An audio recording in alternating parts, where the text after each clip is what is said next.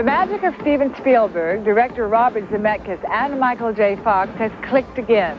Back to the Future Part 2 is a blockbuster.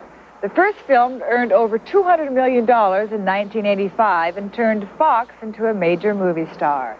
This time they shot not only Back to the Future 2, but Back to the Future 3 simultaneously. 2 sequels produced at once, a first even for Hollywood. Oh wait, here comes the, this is going to be great. No, this is the 409 coming. Oh, this is the train coming? Yeah. We're rolling.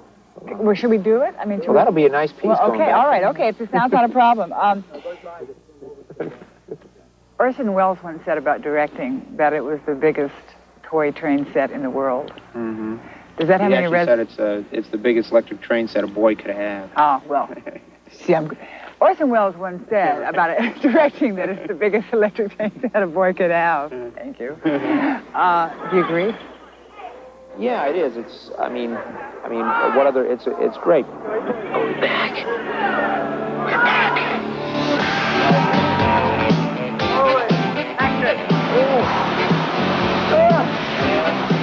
This is a story of a director who, after spending 3 demanding years with Roger Rabbit, didn't take a well-deserved rest from the world of special effects. Instead, he and producer Bob Gale decided to travel even further into the future of filmmaking to invent new visual effects. If you've seen the movie, you'll appreciate the filmmaking process. If you haven't, we won't give away all the secrets. In movie making, the real-life Dr. Brown is Robert Zemeckis.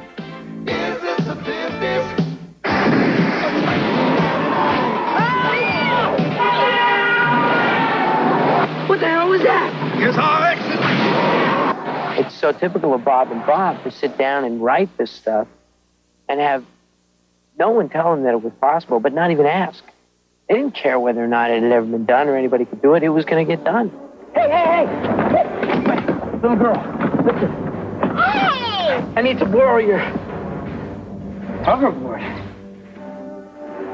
Guy gets on a hoverboard, skims across the water, shoots up the bank on the side of a building, you know, and then 5 other guys on hoverboards chase after him. When they were writing that, everybody would have told them it can't be done, but they just wrote it. Let's shoot it. There's nothing, they feel like there's nothing that can't be done. And that included having one actor play different roles on the screen simultaneously and interacting as never done before. Hey, and another thing, how do you know where I live? Let's just say we're related, Biff. For these shots, all Zemeckis needed was a technological toy that didn't exist until he asked for it.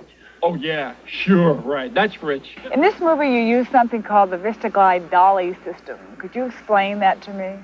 Basically what it is it's a computerized robot camera, which allows us to do, like, elaborate camera moves, and then the computer memorizes every nuance of that camera move and then plays it back exactly the same way every time. So what that allows us to do is it allows us to have one actor play multiple roles in the same shot, but not have to have the camera locked down like they used to have to do in the old movies. You want to go inside? You want to call over there? Once both sides of the scene are filmed with the exact same camera moves, they are melded together to form one seamless scene. It's a time-consuming process for the technicians and the actors. Yeah, like if you crane your head out toward like where I am. Yeah, like, you know, reminiscingly. Yeah, I remember that. I would do one side of the scene as the older man, and then as the young man, I would have this tiny hearing aid-like device that was radio-controlled that I would have in my ear, and I would have, you know, I would be acting with myself, hearing my other voice in my ear, with Bob Z on a microphone saying things like, you know, go to the car, open the door, as I was acting, so that I could time out everything perfectly. Action! And the flies! I thought I told you to stay in here. You decide what character is going to, what we call, drive the scene, which means burn in the program into the camera. So you start with that character, and of course the difficult part is memorizing where the eye lines are for the other characters and when to move. Oh, God. Sleeping? So it's a very complicated, it's pre-space age stuff.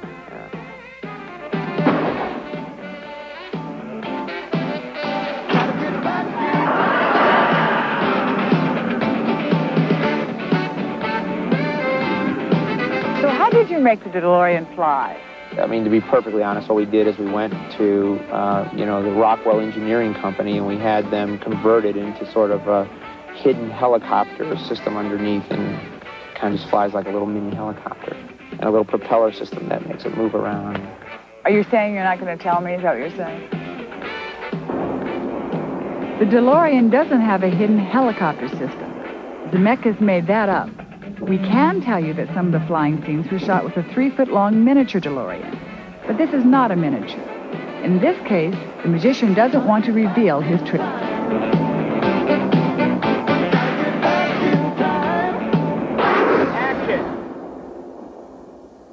Robert Zemeckis and Bob Gale wrote the first Back to the Future in 1981. Every studio in Hollywood turned the script down. The only person who believed in the idea was Steven Spielberg. But Zemeckis and Spielberg had failed at the box office with their first 2 film collaborations, so they decided at that time not to risk a third.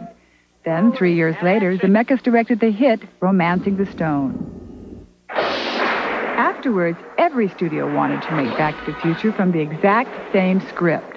But Zemeckis turned them down and made this film with Steven Spielberg. Now, Part 2 is a huge success.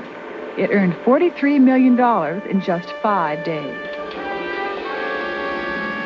And now Zemeckis has brought a crew of 200 to Sonora, a town of 5,000 people in Northern California's gold country. Here, the filmmakers will be working for 4 months on Back to the Future Part 3. They've built a top-secret western town right by the railroad tracks. And because Zemeckis was working the day I talked to him, we had to stay close to the set. Here comes the train. I barely, Is there a danger that America could have too much of Back to the Future with 3 movies? My feeling is that, no, I don't think America will have too much Back to the Future. And the reason for that is that the idea of the 3 films is that they are a tight trilogy.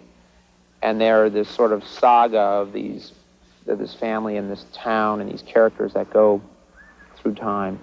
My feeling is that they'll all stand on their own, and they'll stand together. And I think that's actually the difference. I think that most sequels aren't thought out all at once.